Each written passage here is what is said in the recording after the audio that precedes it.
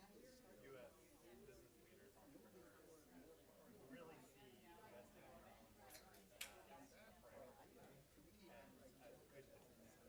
And Al is going to be on the panel today. He's on our board of directors.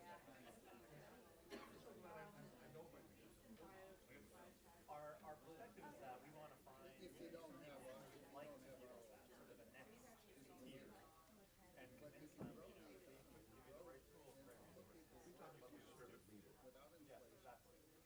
Yeah, servant leadership is, it's not something that we advocate. It's right behind what we do. When I was at we worked for a while. And I worked in just as a barbarian. And talking to Jersey. So you were asking something, how do you do it within the Margarine plant. Margarine. Right. We took and then we got some supervisors. and you can do it. We arranged and organized the Interest-free money. system by Through the local banks. So you're not going to get much work from your local banks. If they're interested in the deal with the side.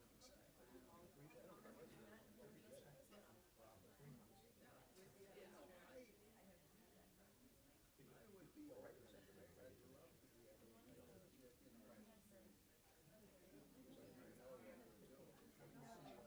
Then I'd vote for it. I went to an MBA program, not on the very first day we had a guy, not Thunderbird, but Eller.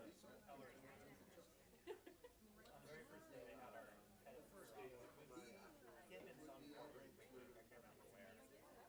Kind of give him motivation. Kind of check about you guys are the next corporate leaders in America.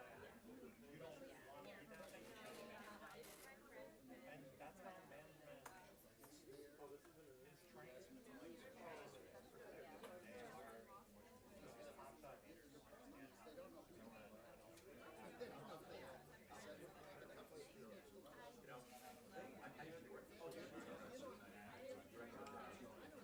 I had a guy who left the University of Madrid. There was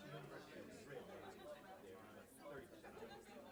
This guy did a board and chop of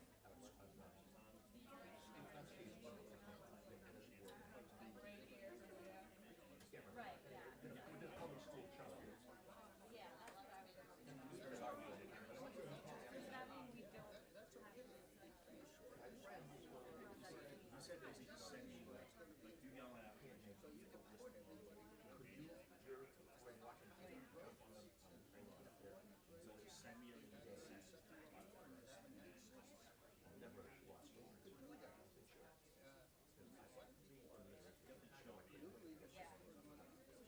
Yeah, because I was worried because I emailed her.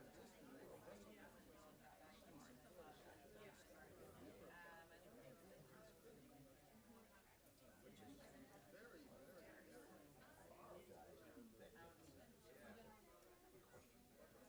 So inflated. But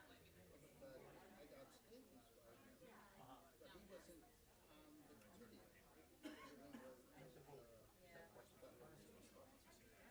So, but he was, he had to get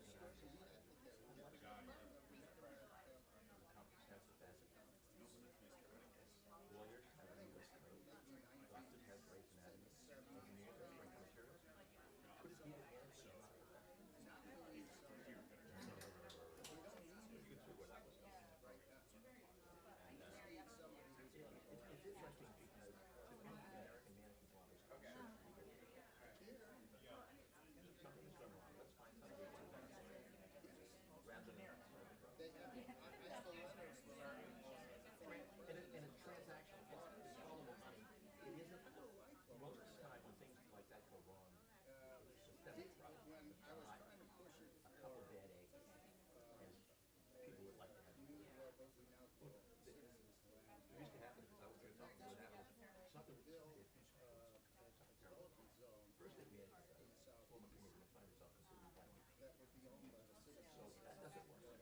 Shareholders are still not happy. Newspapers are paying. So then they just hire a big name consultant to go sell it. do, because that's what they pay. He said his one, But then, so when he was an attorney, he didn't have enough ability to treat us to come out. but he was People that don't have understanding. deposition. But then he mentioned ESOP So, too. He knew that. America is largely, I think brought us, because of its inheritance. I'm not sure. I think there was a little bit of conflict between the union that brought us. So I don't know. I do have some optimism. I think people got in the end more like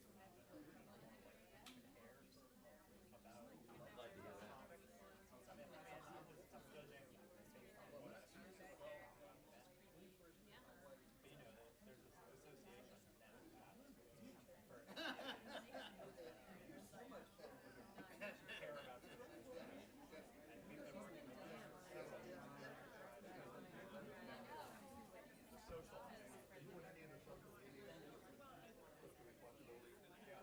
I wouldn't have brought up a long time when I got involved.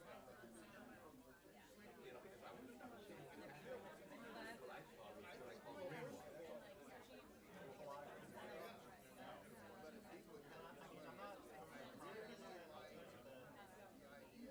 has net impact itself as more players like Cooperatives and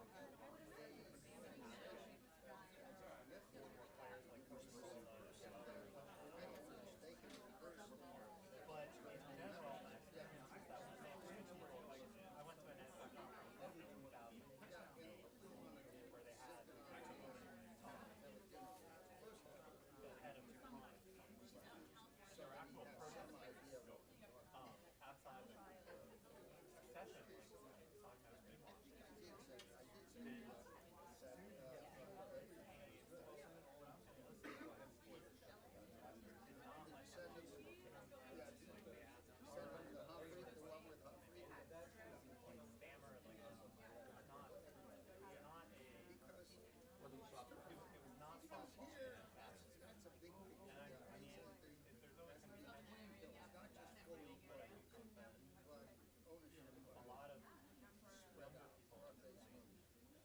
Especially if they're not from the top, like Harvard or Stanford or whatnot, like they see that, you know, finance is completely corrupt and easy for revenue.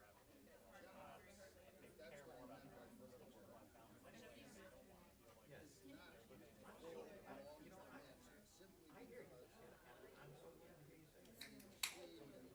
You know, Mortimer Adams, who was one of my heroes because he went to schools, like he's got to learn how to read what you're doing back up in school. And he said something that I think was very profound. He said, a man who was intended to do something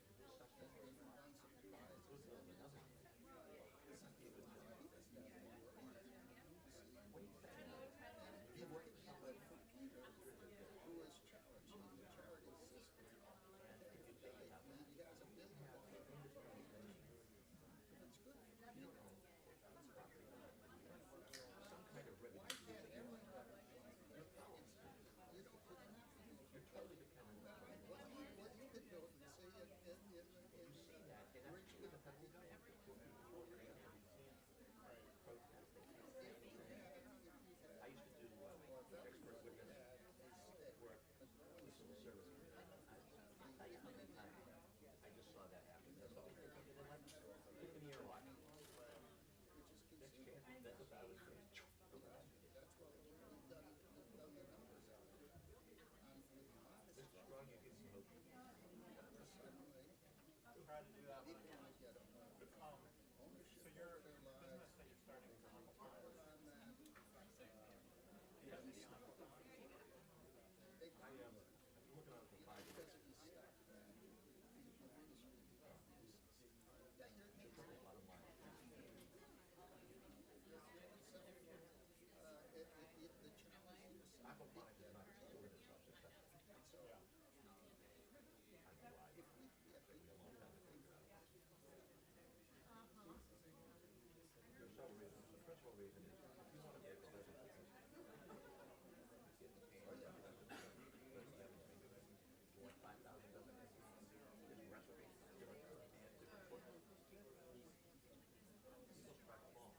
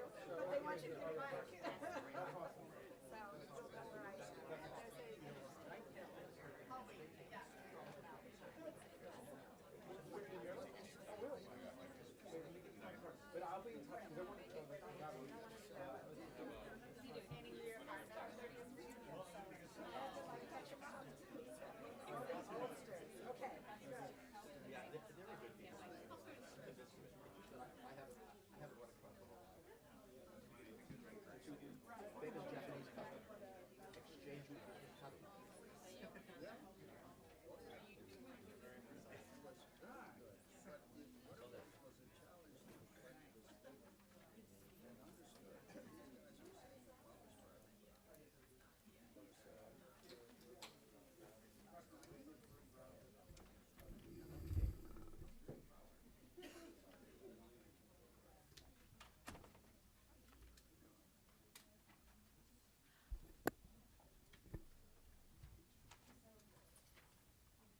You good?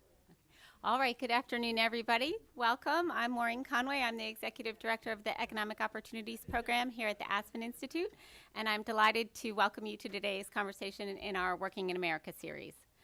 In this series, we look at a range of issues affecting working Americans today, and one of the chief challenges we face in our economy right now is how to improve the ability of American workers to find jobs, and not just any jobs, but good jobs, jobs by which they can support themselves and their families and succeed in today's economy and in today's society. In this series, we look at both the challenges faced by workers, but we also try to think about what are some new ideas and some solutions that we can put forward to really try to improve our situation. We are extremely grateful to the Ford Foundation, to the Mott Foundation, and to the Cerdna Foundation for their support of this series, and I want to particularly thank our friends and colleagues from the Cerdna Foundation for joining us here today. In America today, 1 in 5 working Americans, adults between the ages of 24 and 65, works in a job that has a wage that is insufficient to lift a family of 4 above the poverty line. There are just too many working Americans today who don't earn a sufficient living, and we need to think about how to improve this situation. One of the solutions that we commonly hear is that we need to improve the skills of American workers so that they can qualify for better jobs in a modern economy. And certainly that is important and vital work. We have a number of challenges with skills. There's a lot of good work going on in that space. But given the kinds of jobs our economy is actually creating, we have to wonder if that solution is really sufficient to the challenge. In today's economy, and certainly we've been hearing about the transition to the service sector for a long time, we can see that there are many low-wage jobs being created. As we've been coming out of the recovery, jobs in industries such as restaurants and retail work, jobs in childcare, jobs in home health care, these are the jobs that are sort of adding a disproportionate number to our employment roles. And yet, with this kind of work, not only are there low wages, but hours are often unpredictable, so workers don't have a reliable or steady income. These jobs frequently don't have employment benefits, such as health insurance, paid sick leave or paid vacation, or any kind of retirement savings. And to that skills point, they often also don't provide much in the way of on-the-job training, tuition reimbursement, or anything that would help people sort of get to those skills to help them get to a better job. So something more is needed. And in today's conversation, we're going to address not the question of how do we keep fixing the workers, but we're also going to talk about how can we think about fixing the workplaces? Is there a way we can organize work that will be better, that will provide better jobs and the kinds of jobs we need today? So in today's discussion, Creating Good Jobs, Lesson Learned from Worker Co-ops, ESOPs, and B Corporations, we have the opportunity to think about some of these new strategies and new ways to organize work that can help us think broadly about what's possible and how we can build strong businesses and strong jobs at the same time. We have a terrific panel here today. I'm not going to read you their bios, but they're in your materials. I encourage you to take a glance through them if you haven't already. They're a very accomplished group. So I am just going to try to put names to faces here and see if I can sort of, so starting from my far right, your left, we have with us Albert Fuller, CEO and Chairman of the Integrated Packaging Corporation. Next to Al, we have Jamie Raskin, Maryland State Senator and Professor at American University's Washington College of Law. Then we have Stephen Dawson, Founder and Strategic Advisor at PHI. And next to Steve, we have Camille Kerr, Research Director at the National Center for Employee Ownership, and we're delighted to have Lydia DePillis from the Wonk blog at Washington Post facilitating for us today. So now, please silence your phones if you haven't already. But if you tweet, you don't have to turn them off. You can follow our work at Aspen Workforce on Twitter and engage in today's conversation using the hashtag GoodJobsAI. That's GoodJobsAI for Aspen Institute. And also our panel will begin the conversation, but there'll be about 25 minutes at the end for audience participation and questions, so please be thinking of that as we go along. And now I will turn it over to Lydia to start the conversation. Thanks. I am so excited to be here with a really interesting panel, and I think my job will just be to ask the first question, and it'll basically steer itself. That's how it should operate. And I'm also really glad that every panel today has a hashtag. So you guys can read all about these esteemed folks, and I'm just going to start out with questions so they can talk about their work and the most interesting part about it initially. So starting with Jamie, our state senator from Maryland, who helped pass one of the first law, I understand, in 2010 to provide for benefit corporations. So first of all, why did you do that, and what is a benefit corporation, and what has it done so far? Well, first of all, thanks for having us. I appreciate being here. The impetus for it was there were both positive and negative stimuli, I guess. I had a bunch of businesses in my district that are green businesses and progressive businesses who have been looking for a way to organize and to kind of build their strength and power, and they feel a little alienated, at least from the National Chamber of Commerce, because they don't relate to the values there. And they're looking for something like a chamber of progress, something where progressive businesses get together. I had a bunch of students who wanted to do good in the world and were constantly trying to open up another 501c3, as if there are not enough 501c3s in the world, which isn't to diss any of the ones that exist now. But and so I began to think about the progressive business possibility. But then the negative spur was really in 2010. We had these three world historical catastrophes: the mortgage meltdown brought to us by big banks, the BP oil spill in the Gulf of Mexico, which wrecked an entire ecosystem, and the collapsing coal mines in West Virginia, also brought to us through very clear cases of corporate corruption, corporate penetration of government.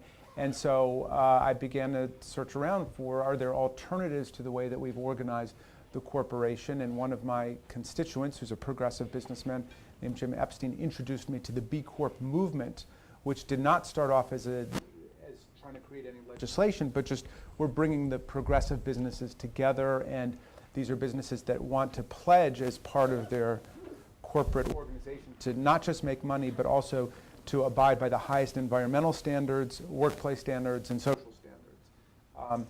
And so I said, why don't we try to institutionalize this and enact it as law? And I introduced it in Maryland so that corporations that are either just forming or existing ones could redefine themselves as benefit corporations.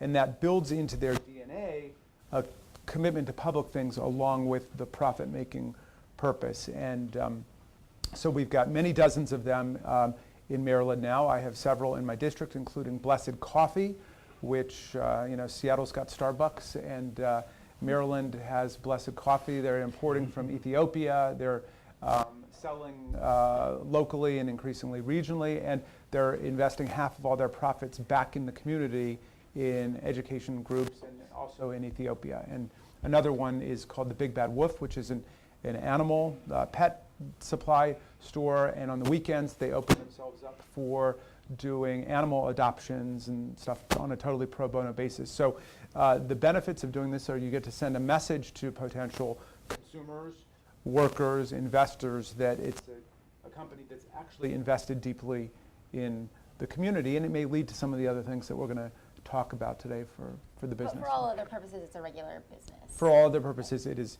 a regular business, yeah.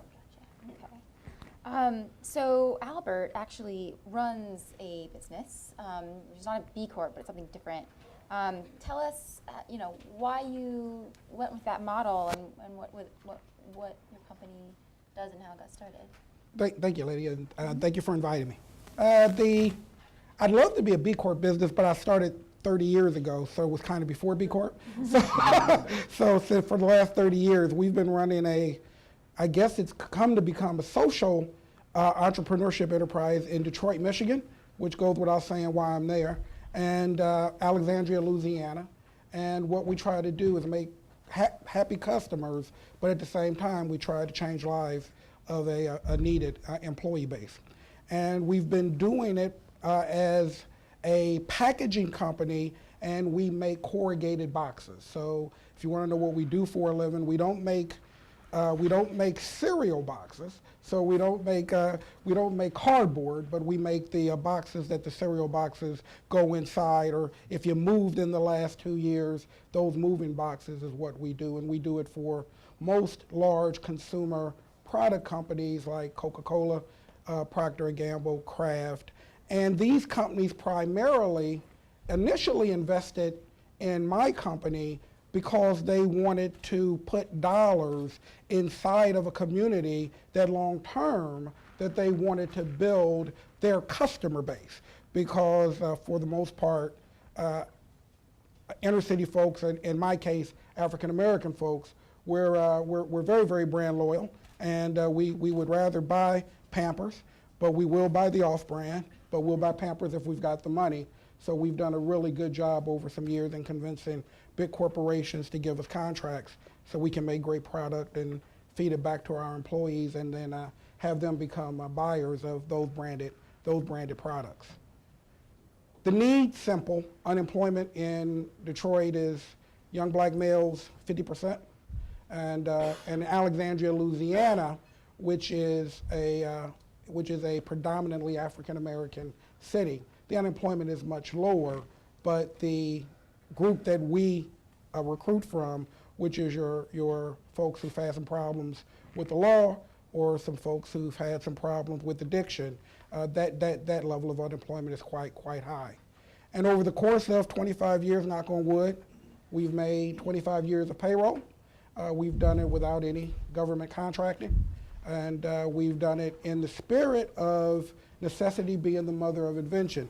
So all of these practices that people tout that we do to make our employees feel empowered to help our customers are really based on the fact that we need our employees in order to make the product, in order to make the money, in order to pay the bills. So it's really definitely we do it because we have to. We have to. And over 25 years, as you can imagine, we've gone through a lot of different programs and processes in order to make workers feel empowered. So we've attempted an ESOP, and we'll talk about that, I guess, a little bit later. And now we're doing really what is called a profit sharing program predicated on a contract. And the contract that we write is really around accountability and responsibility. And because we're production people, we make things for a living, we call it swear. And so swear is something that we take an oath to, management and employee sign, and it's really around what we've got to bring to the table for our business in terms of safety, waste, efficiency, attendance, and returns, which is quality.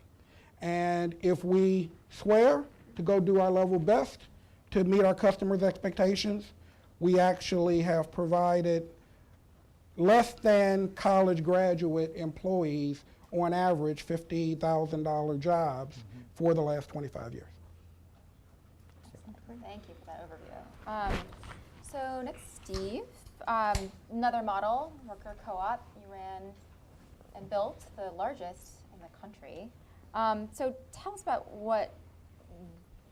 how that works, and so what you've learned about creating good jobs through that model. Sure. So, hello everybody. Thanks for braving the weather to talk to us. I represent here a couple of organizations, but particularly Cooperative Home Care Associates, which is a worker-owned company based in the Bronx, started as a welfare to work program about 27 years ago. Provides home health care services to low-income people in the Bronx and in Manhattan. Started with 12 home care workers and now employ 2,300. We have our own, it's mostly a Latina and African American female workforce. These are the home health aides who, if you have a loved one who's ill or living at home, rather than going in a nursing home, someone comes in, helps with bathing and feeding and support for your loved one. This is typically described as certainly as a low-wage job, but it's a very high-skill job. It requires enormous amounts of skills to be able to care well for an elderly person or a person with physical disabilities. There are very few training requirements for this type of worker. Federally is only 75 hours of training. And so when we built the company, we wanted to make it a very employee-centered organization. That's why we designed it as a worker-owned company to begin with. We created our own employer-based training program, so now we train 600 women a year, guarantee them employment if they graduate from the training program. We double the number of hours required, and so our outcomes in terms from a workforce development perspective is very, very high. We have the typical turnover in the industry of home care is around 50% annually. Ours is below 20% all the time. We have an excellent graduation and placement because we're training for ourselves. A worker-owned company, worker cooperative rather, just really quickly, is simply a for-profit business where the employees are the owners of the business. It's typically structured as a democratic governance so that the employees have one share, one vote. They have the right to elect their board of directors and also share in the dividends. So that's the basic design of a worker cooperative. These models are not necessarily incompatible. Cooperative Home Care is also a B corporation, as is its sister cooperative in Philadelphia, Home Care Associates. In fact, B Corp named 18 of the best for the world B Corps of all their 600 plus members, and both Cooperative Home Care Associates and Home Care Associates in Philadelphia were among those top 18. So we are proudly part of that movement as well. And it's a nice way to underscore that we're not the only ones who say we're great. They they come in and do a very serious audit, social audit and organizational audit of workplace and environmental and community outcomes. And the fact that we are designed to around both our workers and our consumers is why I think we scored so high. The only final thing I'll say is I hope we will soon talk about the fact that worker cooperatives are seen by many in the philanthropic and public world as perhaps a way to generate economic development, community development in low-income communities. That's certainly where we started. There's probably, however, only about 300 worker cooperatives in the country right now, so it's still a very small movement, growing, but relatively small. And since it's relatively small, and since the problem is so large of unemployment and the resources are so precious, we've always focused on trying to make sure that we are not simply trying to build a good company, although that's really important, and the fact that we've been able to, similarly to what Albert was saying, provide a degree of stability for low-income women, for thousands of low-income women now, in a company, in a community that's very unstable, that we're very, very proud of.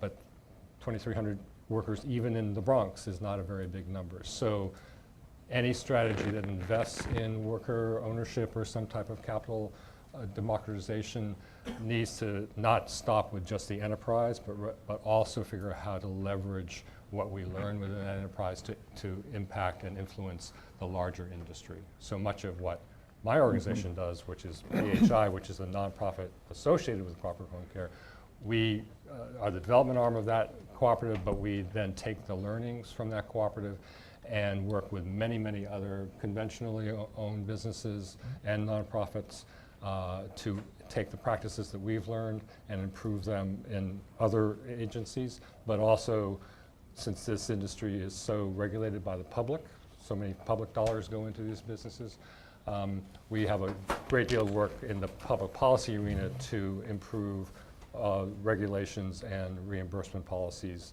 to improve the quality of jobs for the whole sector, not just a single enterprise. So all come in there, so we're getting ahead of us. Thank you. And Camille keeps track of all kinds of employee ownership. So please situate us and tell us where we are in terms of employee stock ownership programs or sort of the other things you watch. Are a lot of them now? Not very many? Where are we? So I'm with the National Center for Employee Ownership. I'm the research director there, and we do. There's people who can talk about this topic a lot better than me. Norman Curlin, for example, is in the room, and he's been working on these issues for a very long time. But we work on all forms of employee ownership, including cooperatives and different types of synthetic equity. But we primarily focus on ESOPs. It's an employee stock ownership plan, and it's the most common form of employee ownership, broad-based employee ownership in the country. And when I'm saying broad-based, I mean it doesn't just apply to management or executives or a few people at the top. It applies to most or all of the employees in the company.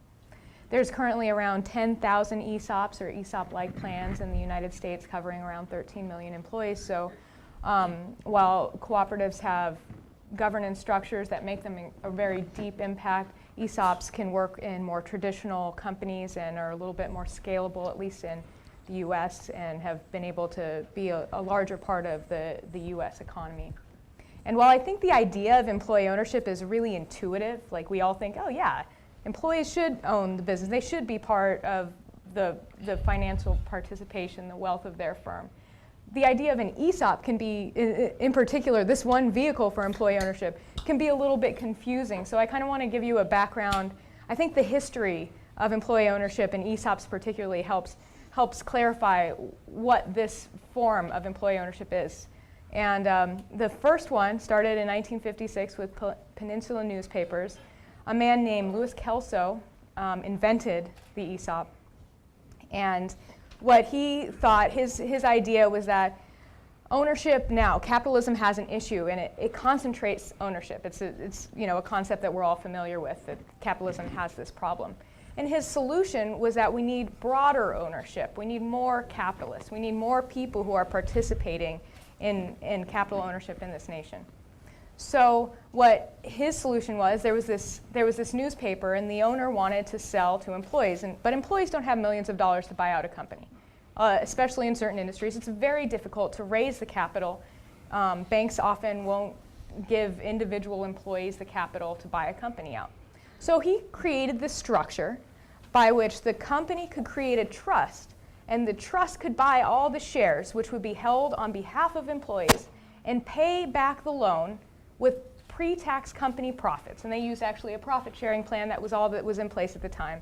There were no ESOPs at the federal level at the time. So he used a profit-sharing plan to build this trust and get a loan on behalf of this trust, which held the shares for employees. And then as the company continued to succeed, continued to be profitable, they could pay it back, and eventually employees would own the entire company without having to put in a dime of their own money. So that's how this idea started. Is with him, he had a boutique law firm, and he would set them up around the country. But he had a friend, Russell Long, who was a senator, and he was in the finance committee of the Senate, and he was known for his incredible knowledge of expertise in tax law, which we're all striving to understand. So, so he was at the time passing the Employee Retirement Income and Security Act, because before ERISA, which it's called before ERISA happened, companies would promise all these retirement benefits and then at the last minute just take them away. And there was no federal regulation for stopping them from doing that. So it was really important to have something that said, if you're going to promise all these, you don't have to give retirement benefits, but if you're going to promise all these benefits, you have to make sure you give them to employees. So Russell Long, Kelso got the ear of Russell Long, and they created this structure that Kelso had come up with and integrated into ERISA as another defined contribution retirement plan. So there's no necessary reason why employee ownership has to be a retirement plan, but historically, that's how it happened. So that's why employee ownership, that's why we often liken an employee-owned company to it's like a 401k plan, but it's employer stock, is because it got put through in that plan. But the larger issue is that it's financial participation for employees. helping them participate in the wealth that they're helping to create on a day-to-day basis with their labor. So that's kind of where we are now. ESOPs, because Kelso and Russell Long were able to do that, we have the most widely spread employee ownership in the US than in any other country. And I mean, there are countries that John Lewis Partnership in the UK you might be familiar with, or Mondragon in Spain, where they have cooperative or democratic models that have been very large, but those haven't scaled here. ESOPs have been the primary vehicle for employee ownership in the US. So that's kind of the employee ownership landscape, if you will. Great.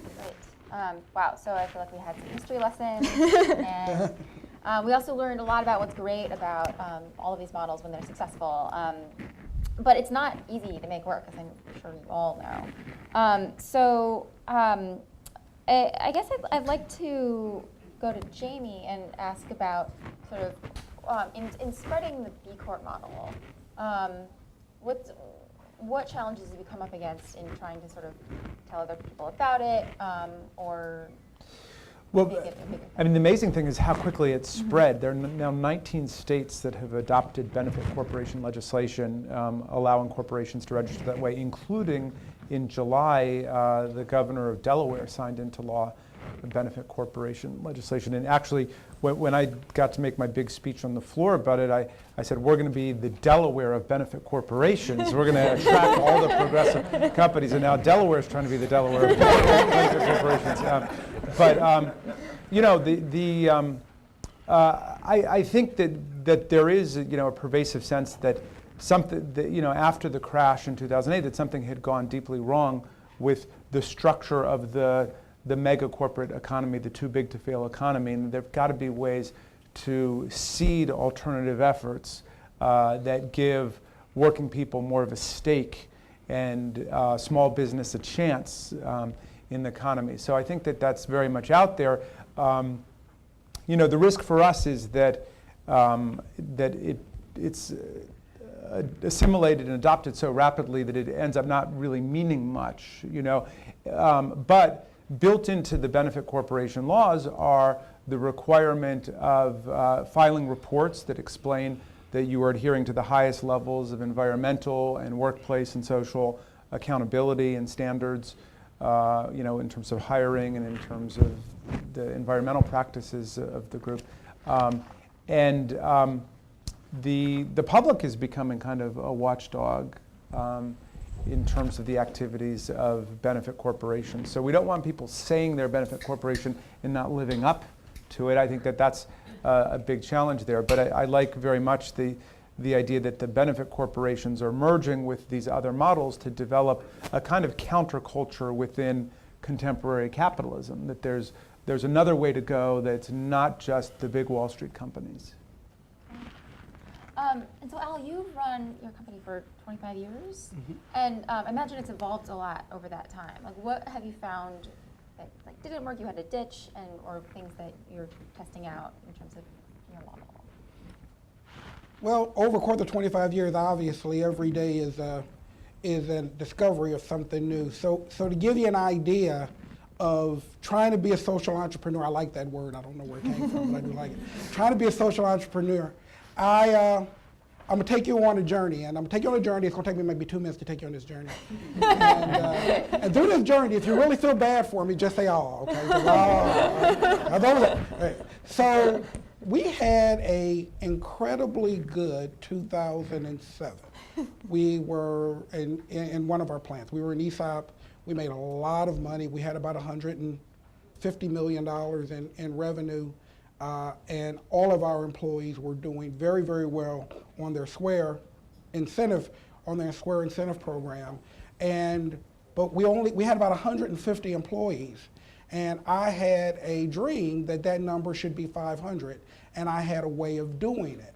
I had always done our business at that time with large multinational paper companies who were headquartered in the United States. And during that time, I felt as though there was a new technology in Europe and Asia that had using recycled paper versus using tree-based paper, that the United States companies, for their own reasons, didn't want to adopt probably because they own the trees, right? So they own the trees. So I made this decision in 2007, 2008 to change the industry. Well, went in and figured out in order to change the industry, it was going to cost about $20 million to change the industry. Yeah. And I was having a difficult time, even though we were making money, getting financing, and I didn't know why in late 2007, but I found out in 2008. So I decided to do it with high cost debt and my own money. I put in $10 million, and the high cost debt put in $10 million, and we bought this wonderful German machine, and we bought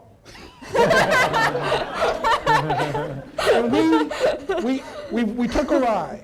Well, fast forward, the whole situation collapsed in 2009. The debt we had, the financing we had dried up.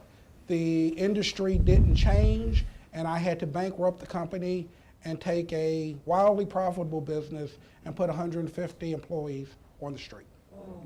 Now that's worth a big ol' right there, right? So obviously with personal failure, I made a lot of mistakes. A lot of people left me, up to and including my wife. There you go. I mean, you all right. So fast forward, rebuilding, new model, figure out a different way. So now we're running companies, we're getting on our feet, and I get a call from a former business partner, big company in Atlanta, who's looking for minority employees. And they said, well, hey, we know you had this business in New Jersey, and can you, any of those employees need a job? So what we did was we went back and we canvassed, trying to get and redirect all of the people that I felt like I had failed. And we came to find out that 90% were working, making more money than they were making when they were making with me. And so, well, that should have been a real big parade. And so the issue is in failure of really making a bad business decision, making a bad bet and losing. What I really wanted to do, which was permanently change lives, seems to have happened because those folks are doing perfectly well without me. So if the cost of that is $10 million, then I'm willing to pay that cost. Huh. Wow, okay. That's not what I was thinking here, but quite a journey, so thank you on it. All right, so challenges to this business model. So Steve, though, I think you started to talk a little bit about worker co-ops have been around for a long time, right? But there's only 300 to 500 of them.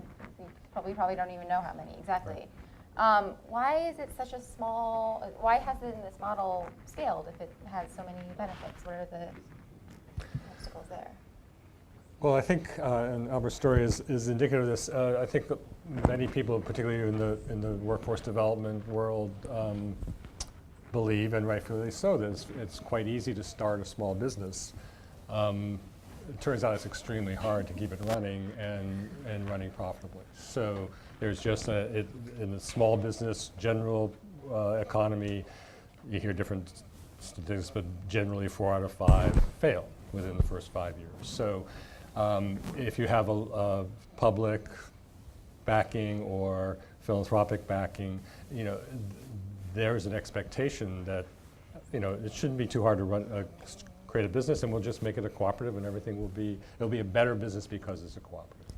And that's just not, there's just too much instability, there's too much risk to really have that as a strategy of trying to, if your challenge is to improve the quality of jobs for low-income people at some degree of scale, it's not going to happen business by business by business by business. So I think that there's been a recognition in the community development world, cooperative development world, that worker ownership is an incredibly important strategy where you can, if you can establish a business that is stable and strong, then the worker ownership can really reinforce all that you're trying to do because you're organized around the employee. There's a number of different practices that you can undertake, whether it's improving the quality of supervision that really is attended to how you supervise well a low-wage workforce. You can have a peer mentor programs. You can link. You can have a program within the company for emergency loans. You can have a capacity within the organization to link people to public benefits and particularly to earned income tax credit benefits. There's a number of different things that an employer can do to help take an unstable job and make it a stable job, and the worker ownership structure reinforces that. So if you have all the other elements of a successful business, then you can make an even better business from the perspective of the employee. It's the fact that it's just not so easy to create a business to begin with, or to keep it running. And in our industry as well, there's only so much any business can do given the constraints of public funding and public policy. So we felt in the Bronx that we were doing a very good job relatively to everybody else in terms of creating a stable employment for an unstable community, but that we had to, but we couldn't do any better with the current rules, so we had to change the rules of the game, and therefore that's where we chose very specifically to stop trying to replicate cooperative businesses, take what we've developed in Philadelphia and New York, deepen that, so now we're quite sizable as companies, but leverage that by investing in public policy change and advocacy change. So we've done a lot of work to improve reimbursements, to improve training standards and public policy. Just at the federal level, just 3 weeks ago, after a 5-year struggle, we've been working daily with the U.S. Department of Labor to change the fact that, you may not know this, but home care workers in the United States are not protected by minimum wage and overtime protection. They're carved out as an exception, as what they call the babysitter exemption, as if these jobs were only to require the skills of a babysitter. So we worked very hard to change the Department of Labor's regulations of Fair Labor Standards Act to include home care workers, and finally, after a 5-year struggle, the Department of Labor announced the final rule change 3 weeks ago, and that impacts 2 million. And I hasten to add, we're not, PHI was very much in the lead of that, but very many other organizations, National Employment Law Project, SEIU, Union, many other folks were in this battle together. But you don't get too many national victories of late, and so we'll take it. And that impacts 2 million workers. And I think that what the story of that is, although it's a many-year story, is that by being inside the industry, by being an actor inside the industry, we have enormous knowledge, enormous credibility, relationships that allowed us to become an actor within the sector and within the industry. So that's the type of leverage that is absolutely, I think, necessary if this is a strategy that's supported by public and philanthropic dollars. That's enterprise development alone is insufficient given what we know to be the scale of the problem. And so Camille, ESOPs also have had their struggles.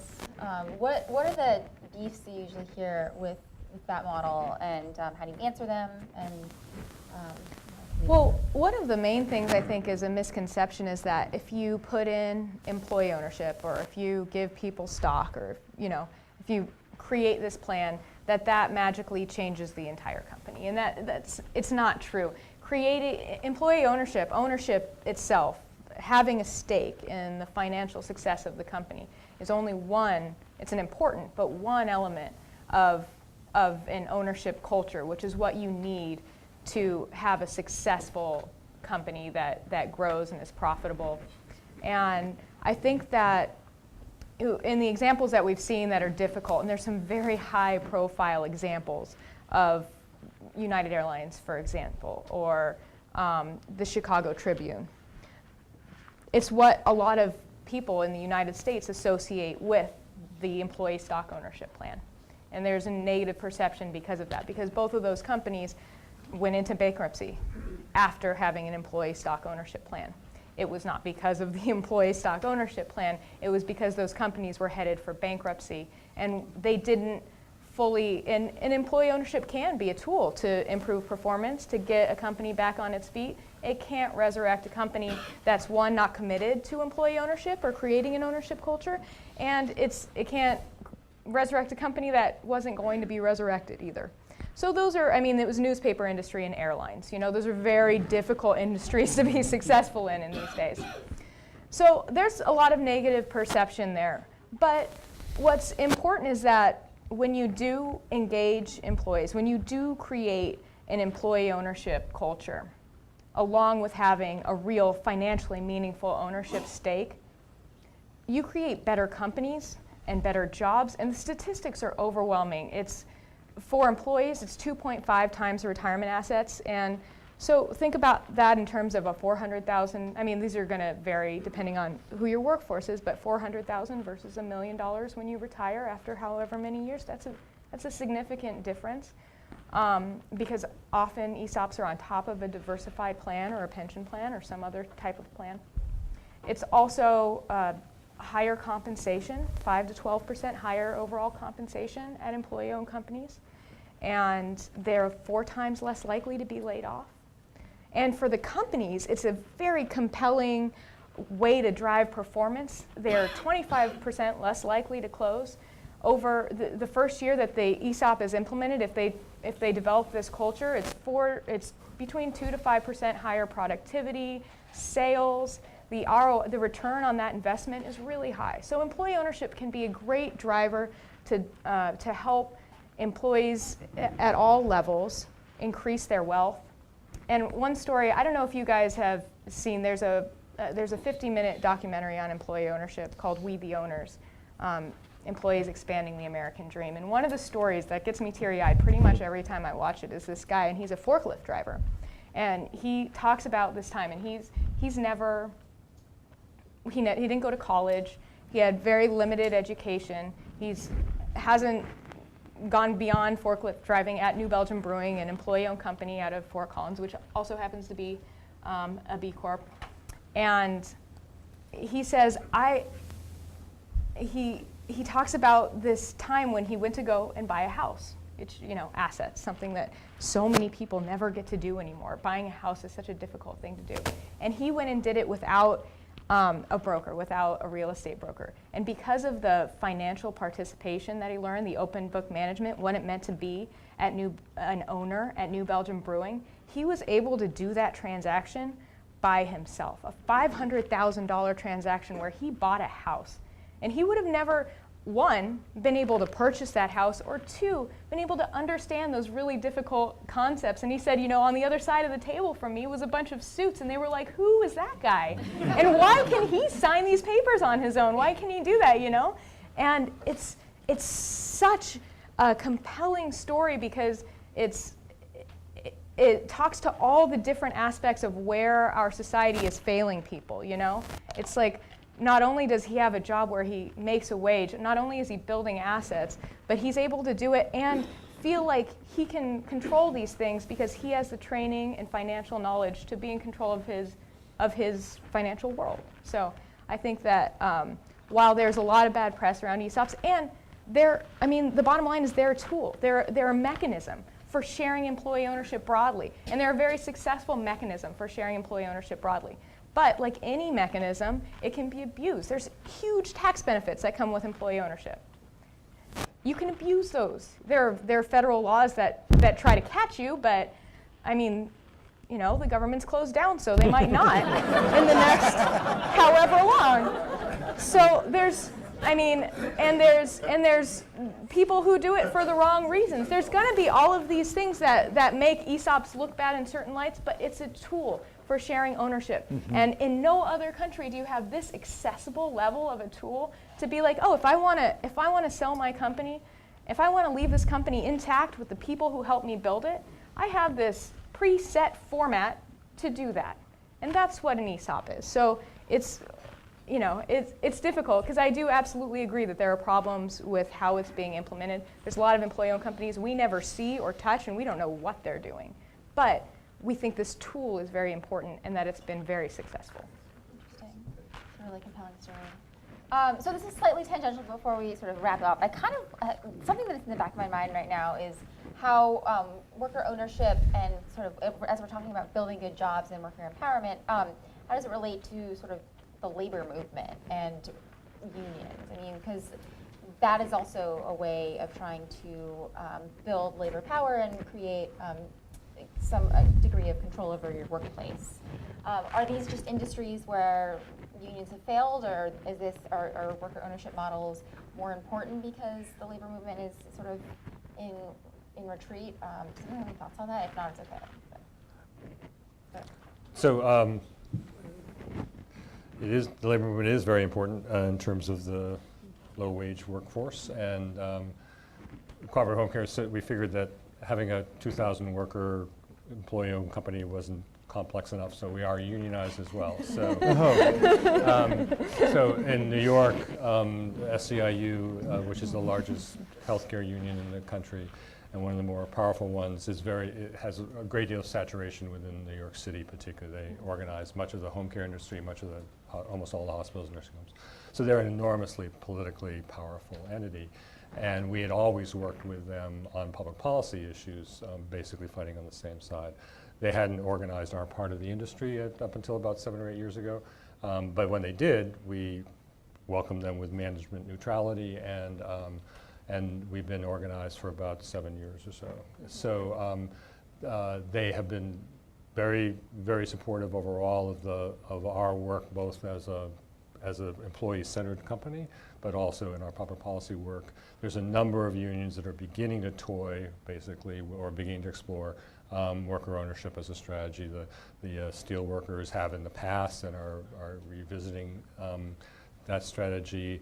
SEIU is looking at it more broadly. So I think the labor movement is definitely trying to reconsider all different options of how they can still drive support for their members, and this is one area that they're looking at. So are your workers both the employers and the employees?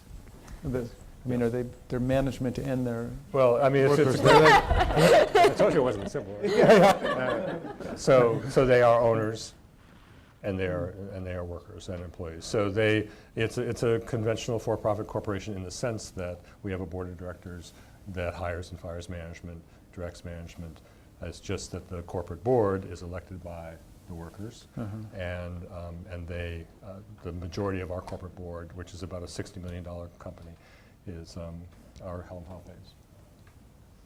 So they can go out on strike against themselves, basically. They could. Well, and there's, there have been stories of that, not in our case, but in the labor movement in the past, where there have been, in part because of the complexity of the employee stock ownership plan, and that there's a trust mechanism that sort of often sits between the workers and the company. There have been cases where literally workers have gone out and strike against the ESOP. It's a pretty difficult, it's a complicated issue when it comes to employee stock ownership plans, because there are wonderful cases of employee-owned companies and unions working together, buying out the company together, working together to buy. Marlin Mold, I think, is an example of the workers and the union and the management of the company coming together to be like, we're going to close our doors if we don't do something. Let's buy the company and let's make this work together. There's also a number of examples of unionized ESOPs. Homeland Grocery is a large example. There's also a lot of grocery stores that don't say the ESOP is in place of needing a union because employees are actually the owners. So there's talk on either side of that debate, and it's a complicated issue. Where they do work together, it's incredibly powerful, but there are companies that empower workers that give them such good benefits at ESOPs that what they've got at those companies, is probably better than many union benefits or many negotiated benefits. So, I mean, it's a full, however long this discussion is, and probably longer, talk about that relationship, but certainly they both have their place and they can work together. So that's where we end up on ESOPs and labor unions. Could I just add something to this?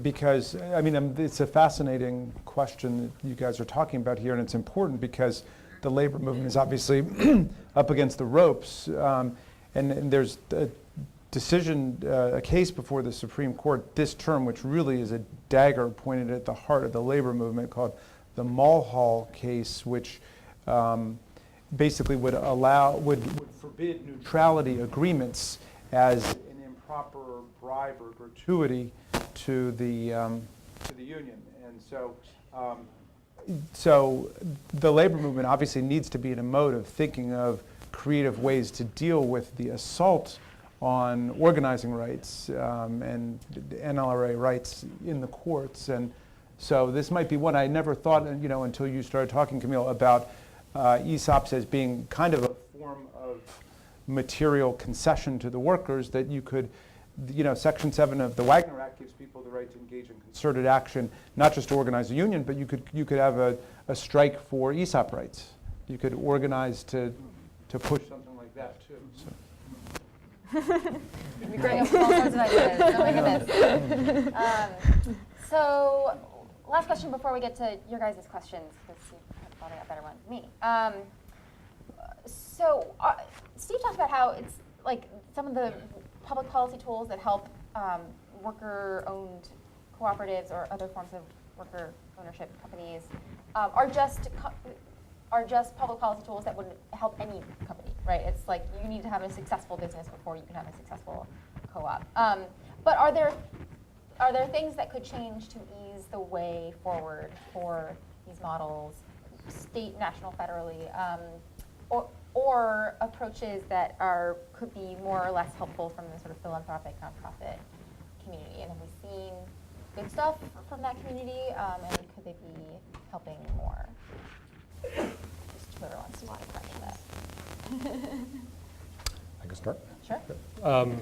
Well, when we started doing cooperative development about 35 years ago, there was very little experience in the United States. I mean, there used to be, people used to point back to the Knights of Labor in the 19th century or something as the last time there was a real worker cooperative movement in the country. So we had very few people to learn from, quite frankly. We were really stumbling on our own. That's not true anymore. There's now 35 years of experience. There's not a whole lot of worker-owned companies, but there are 300. There are several that are very successful, very stable, very profitable, very employee-oriented. So, what I see happening is a resurgence of interest in the worker cooperative form, which is great. We really want to encourage. But it's bad enough to reinvent the wheel. Instead, people are reinventing the flat tire. They're just going in there and doing the same stuff, the same mistakes that we made 30 years ago, and you just don't have to do that because now there are resources. There's a U.S. Federation for Worker Cooperatives. That's basically the trade association of worker-owned companies. There's the ICA group, which for years has provided technical assistance to worker-owned companies. Hillary Abell is just about to publish a paper. She used to work for Wages, which Camille is on the board of, which is a cooperative network in California that's done sort of a lessons learned of worker cooperative development that will be published by the Democracy Collaborative in the next couple of weeks. So there's just a lot of information and knowledge now available to people, and I'm not sure that the field is taking good advantage of that. So it's a shame if there are resources going in to initiatives without taking benefit of the fact that there's now people who actually have been through it a couple of times and know what they're doing.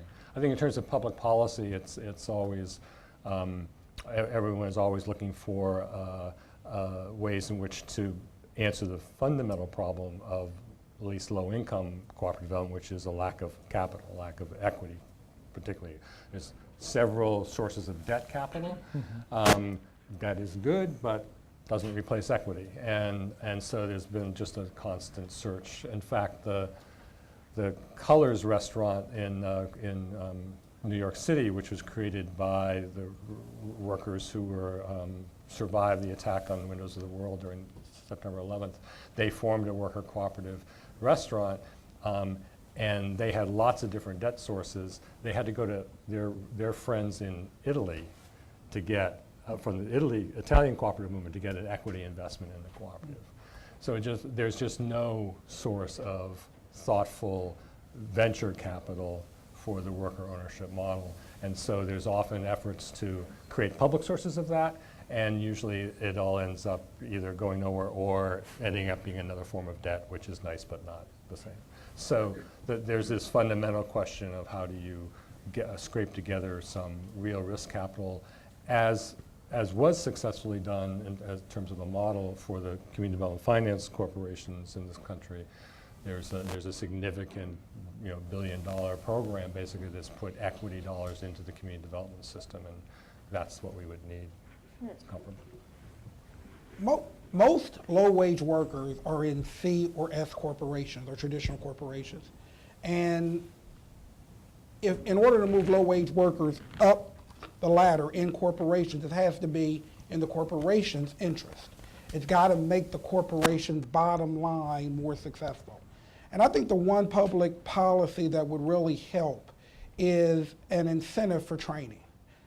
Right now, the way training is held in most companies, it has to be expensed immediately when done.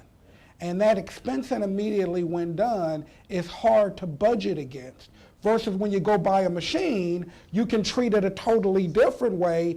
So you see CapEx being 9x for every X of training. And so there are some states, we're in Louisiana, and Louisiana has a specific training incentive, state small, that targets manufacturing or oil and gas, that allows for us to go do that and recoup some of those efforts. And in Detroit, we have nothing, so we do less. Right? So the fact of the matter is, I think training and trust takes workers up a ladder, right? And once they know what they're doing and they do it over time, you trust that they can do it, and then you give them more because they're giving you more.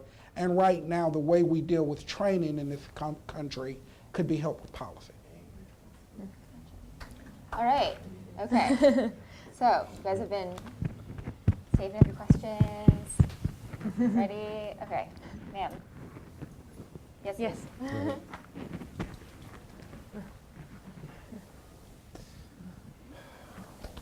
My name is Li Yang. Thanks for panelists to discuss this wide range in different form of employment or job creation. But we got to focus on who create a good job. So whether the old traditional or new form is really just job itself, whether you're self-employed or family-based or home-based or corporation. The problem is now, I think you have mentioned capital, but I think it's more important. It's not just human capital, your skill and talents and your training, but also your family relationship, your people can work for you, and people you can trust, and then you can sort of expand your businesses. So the problem now, what we have is those resources will be depleted, whether your financial assets have been taken away by financial institution or your assets, your reputation have been damaged. And there's no way that you can ask the government to clean this up. Actually, the so-called job increase is basically a propaganda to subsidize or bail out, for instance, financial institution or bail out General Motors. Can you sort of encapsulate in the Right. question? So what I try to say is that currently, all those resources that we need for good job or good corporation or employment is sort of non-existent, and people cannot complain. And actually, all our phone. I'm not sure if I'm drawing out a question. Can I take a- I can take a shot at it. All the approach, all the assets you need, all communication or phone or email, computer will be blocked. Okay. So Do we you want have to his address response? this I've got issue. a response. Great. So but I like very much the point that even if we can improve wages, either through worker ownership or enterprises like yours, low-wage workers are still subject to a lot of predatory practices in the real estate industry, in the banking industry, and it's very expensive to be poor in America. So I take from that point the idea that one way that you help lift people out of poverty and get them into secure employment is to reduce the amount of the predatory practices that people are subject to as consumers, as renters, as tenants, and so on. And I think that's absolutely right. So the Consumer Cooperative Bank was started in the early 80s, late 70s, and I'm just wondering what you think about the Consumer Cooperative Bank. Has it been useful? And how could it be more useful to the movement? The national. Yes, right, National Cooperative Bank. That's a long. They have been helpful to us specifically. I mean, they've financed several of the healthcare cooperatives that we've been associated with. They've actually financed PHI. There's also, it's a little complicated because there's both the bank and the development corporation that they created that does more risk-taking than the bank itself. I think the cooperative bank got caught like all the other banks in the 2008 problems, so they're still recovering from that. I think it was still a example where a fair amount of resources were invested in that initiative. It still came out relatively too risk averse. Since they were a bank, they definitely had to get their money back. But I think I would like to, it did not fill the gap of a true risk capital source for cooperative development. They've been very helpful, but it didn't answer the need for an equity source as, again, the Community Development Finance Institutes have. Yes, ma'am, back up.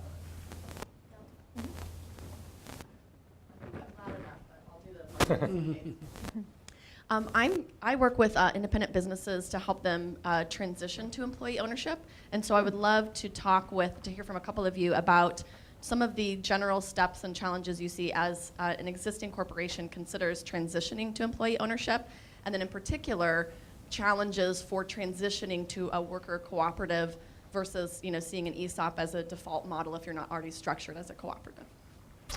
Yeah, well, it's one of the major ways that we're trying to see more employee ownership, but is through ownership transitions. Right now we're seeing they're calling it the tsunami of baby boomer transitions, where there's a lot of people who are retiring, who are business owners, and an employee stock ownership plan might be a good fit for a lot of those companies. So we're hoping to see, I think awareness is not scalability.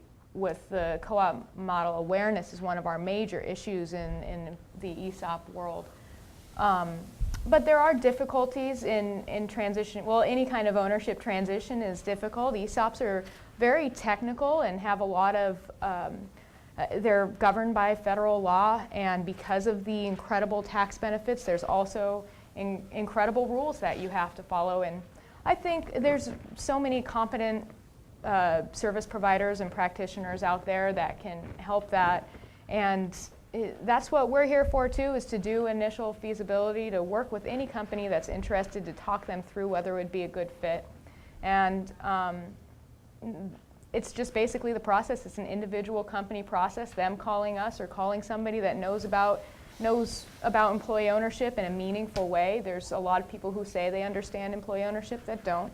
So that's a difficulty, finding practitioners that actually understand the topic and seeing if it's a good fit. It's for brokers who are trying to sell. They often don't want to talk about employee ownership. You don't get a commission when you sell to the people who are in your building. So that's a difficulty too. You don't hear the right information. So I think one of the major problems is just access to reliable information about what employee ownership is and how it can be a tool and whether it's a good fit for your company. Because for a lot of companies, like ones that aren't profitable, it's not necessarily a very good fit. So so that's where we are. I think it's, yeah. Let me add, because I've actually gone through and done an ESOP. One thing that Camille said, you got to be making money. You got it, right? EBITDA is very important when doing an ESOP valuation because you're going to get a haircut because you're going to do an ESOP. So the other thing is advisory costs are very high. It's complicated. So it's not complicated in concept, but there's a lot of rules. So you're going to need tax people, you're going to need ESOP advisors, you're going to need, so the ancillary cost of doing a deal is high. The other thing is if you're going to do 100% ESOP, quality of management is very, very important. If you've got a younger management team, it's going to be more difficult to transact an ESOP than if you've got a seasoned team that absolutely understands the business if the equity changes and they can keep running. So those are the three things: strength of management, advisory cost, and EBITDA, I would say you have to concern yourself with. Sir. Yes. When I hear of a worker cooperative, I think of low wages. So can you give me an example? Okay. All right. It's for the TV. Yes. So when I hear of worker cooperatives, I think of low wages. So can you give us an example of like what the typical yearly salary for the employee owners in your organization and yours as well? So in cooperative home care, the average wages will be, as of March of next year, the minimum wage will be $10 an hour plus $4 in benefits. And it's very important to ask, though, wages is one thing, but number of hours worked is also really important when it's take home. So in our industry, workers tend to be a part-time industry, so 20 to 25 hours is the norm. In our cooperative, it's 36 hours is the average employment. So so that is still too low, absolutely, and that's why we work so hard on the public policy side, because that's what really sets those wages.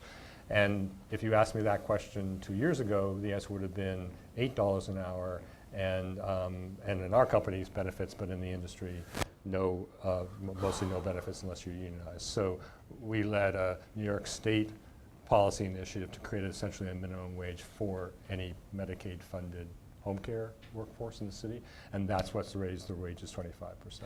So that's an example again of if you're just going to try to do everything from just the enterprise, that's not enough. You've got to really leverage your knowledge and your relationships and your expertise to try to create change broader within the sector.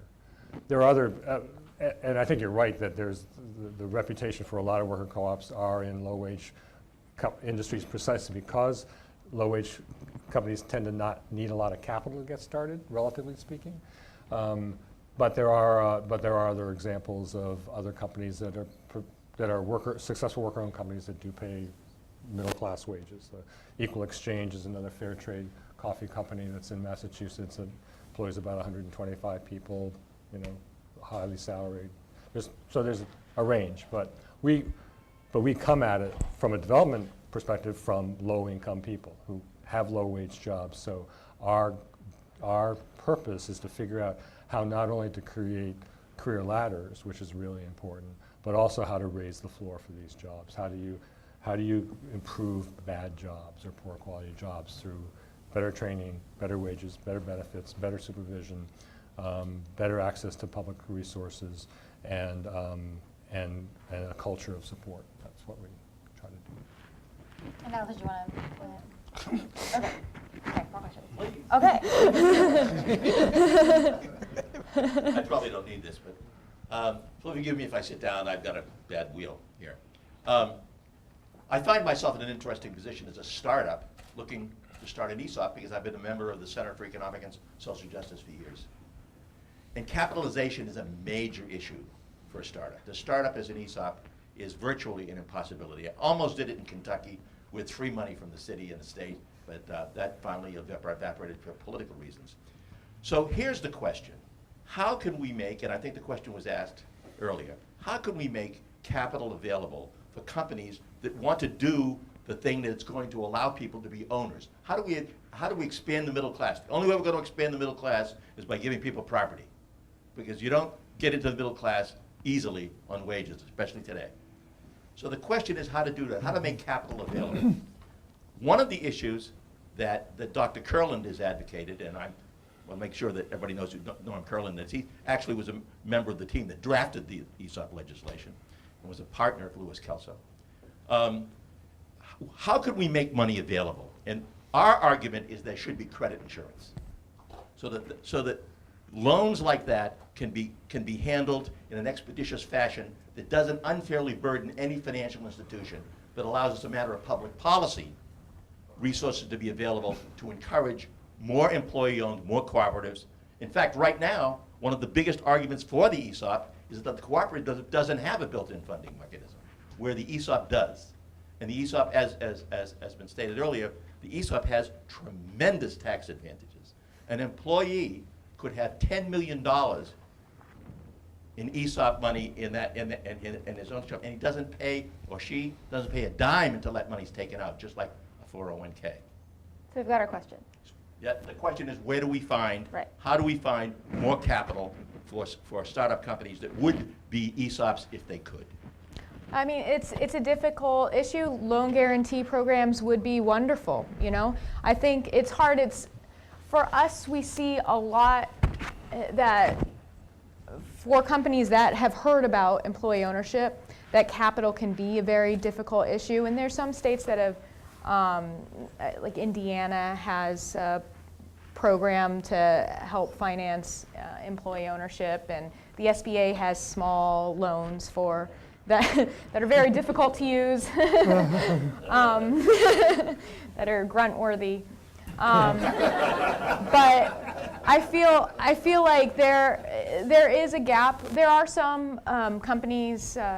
Chris Mack, and he's a leader in the employee ownership field, and he is a partner or special advisor for a firm that's doing ESOP lending. And I attended SOCAP. I don't know if you've heard of that conference recently, but there's a lot of money that's being thrown towards social entrepreneurs and social enterprises and all of that. We spoke there because I think that's a great community for building, first getting some capital into businesses that believe in employee ownership from the beginning. But traditionally in our sector, we've mostly seen it be traditional businesses, conventional businesses that then want a transition option. So it hasn't been as much. But with this budding idea of social entrepreneurs wanting to be employee owned, I think that's a great place for us to start and for us to talk. If I may. One of the things that we've been forced to do is to go to a C Corp and go to a private equity offering, and then then our plan is to use the ESOP to buy out the minority stockholders, so that we can convert to an ESOP at a later date. But to get into an ESOP flat-footed, virtually impossible. Mr. Carlin. Yeah, I think Kelso was more than a guy dealing with specific firms and how you finance specific firms. He was talking about the system as a whole. And if you solve the problem of where the money comes from, and I agree with what Jerry said, you also need a substitute for collateral if you're starting from scratch. And that is insurance, because the reason for collateral is to cover the risk of default.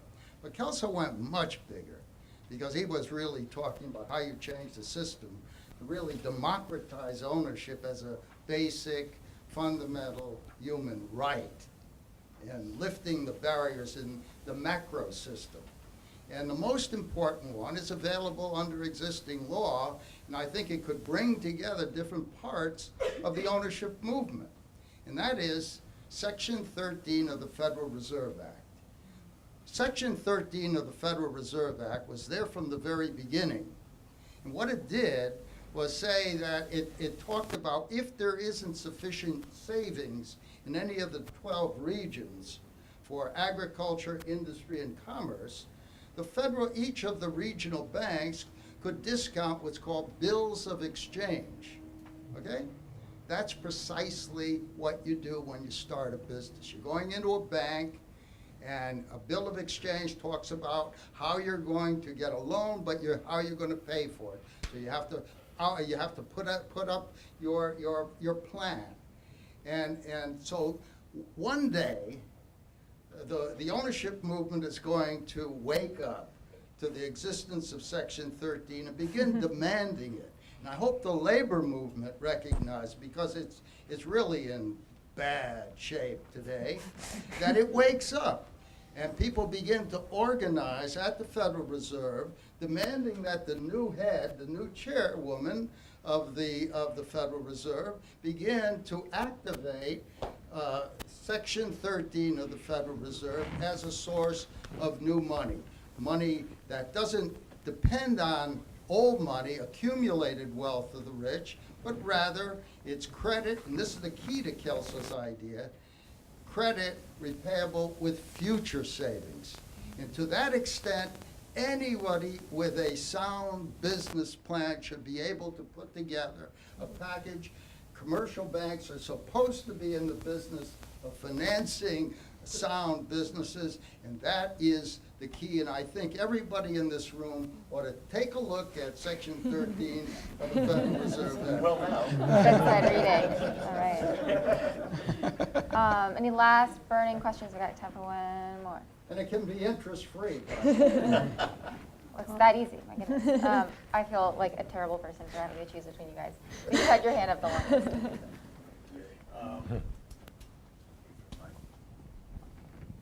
Thank you. The question is regarding B Corps. Given, in my understanding of B Corps is a relatively new structure. Currently, my understanding is also these B Corps tend to be relatively smaller businesses. Is there anything in their structure that you think would prohibit them from being larger, global, scalable organizations, maybe to the likes of a GE at some point in their time, or is there something in their structure that would prohibit that type of growth and scalability? It's interesting. Some of the support for benefit corporations came from progressive hip businesses that became targets for takeover, like Ben and Jerry's, essentially they felt as if they were going to be vulnerable to shareholder derivative litigation if they didn't go with the high bidder, as opposed to the bidder who most closely approximated the values of the company. And so, but one of the legal advantages of being a benefit corporation is that the company can act in interests outside of just the bottom line shareholder value. They can say, no, this takeover, would-be acquirer is not consistent with the environmental values of the company, or is going to get rid of an important social project that we're engaged in, or what have you. But I would think that as benefit corporations begin to grow and spread across the country, more people find out about them. People want to spend their money with benefit corporations. People want to work at benefit corporations. People want to invest in benefit corporations, and it merges with different forms of worker-controlled enterprise. You could get kind of rival versions of what big corporations should be doing. I foresee that will happen over time. So one of the aspects of the benefit corporation is a slightly different structure, that there is a fiduciary duty to at least try to have a beneficial impact on society. That's not something you can impose on public shareholders after the fact. But there are a number of benefit corporations, and it's a little complicated because there's certified B Corps, which is like a fair trade type certification thing. And then there's things like in Maryland where there's an actual legal structure where you still say an S or a C Corp, but you're also a B Corp, and there's these additional fiduciary duties that come with it, and there's this additional structure, and it gives you a little bit more flexibility. It's like you said, to sell to whom you want. But if you're starting as a private company and you want to become a public company, and your shareholders know from the beginning that those types of restrictions, that if they were going to have a sale or the way that they're running their business is different, then those shareholders know going into it. So I don't know if they've experienced it yet. I think they're close to experiencing a public company, or they just have. It's very recent. I know that there's been one acquired. I don't know the name of the subsidiary, but Campbell's acquired a company, and the fact that they were a benefit corporation changed the level, their negotiations in the sale. And so that's a wholly owned subsidiary by Campbell that's now being run with benefit corporation values. So it is a scalable concept, and those different shareholder values, it has to grow from the ground up, but it can't be imposed on a larger company from the beginning. But there's potential for all of these to grow and scale and be larger. So I think it's a great structure, and You know, we have King Arthur Flour, Dansko, New Belgium Brewing, Full Sail Brew. I like breweries.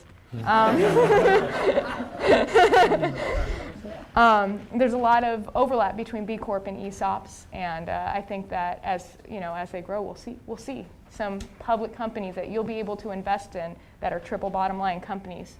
So I think that's. All right. Thank you all. Such a fascinating conversation. I hope you guys will have time to hang out and answer other questions that you have. Yes, thank you. So we are at time, but I want to give our panelists a round of applause. I think they've been fabulous.